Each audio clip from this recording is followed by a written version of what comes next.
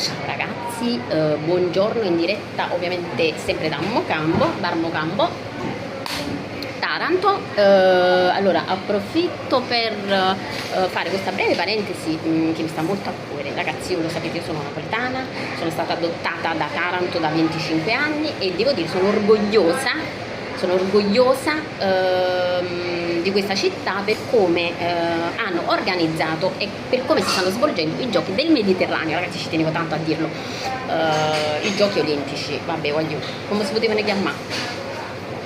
Cose belle e cose belle come si possono chiamare, sempre come a me, olimpici. Vabbè ragazzi, ovviamente scherzo, però sono orgogliosa e questa è una cosa seria. Forza Taranto ragazzi, veramente forza Taranto. Ragazzi, allora voglio cantare un motivetto perché non so, stamattina mi è venuto così di inventare questa canzoncina, ma giusto perché voglio ammarire, per ridere, perché dobbiamo allontanare i problemi e la vita è troppo breve. Allora, premetto, i problemi esistono e non voglio sminuire, però molti di noi i problemi ne tengono proprio, e tengono i problemi.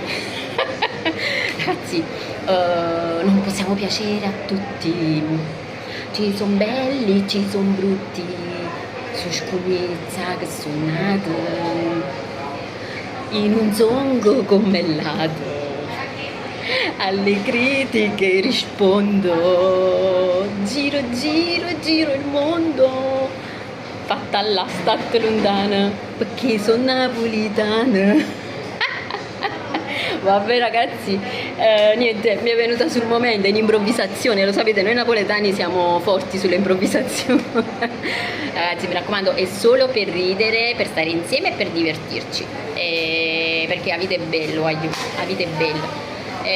Ragazzi, niente, vi do il permesso solo per questo fine settimana. Salite nato un coppio di barco gonfiato, nato degli unicorni, però solo fine settimana, perché lunedì voglio ma tornare a fatica, voglio.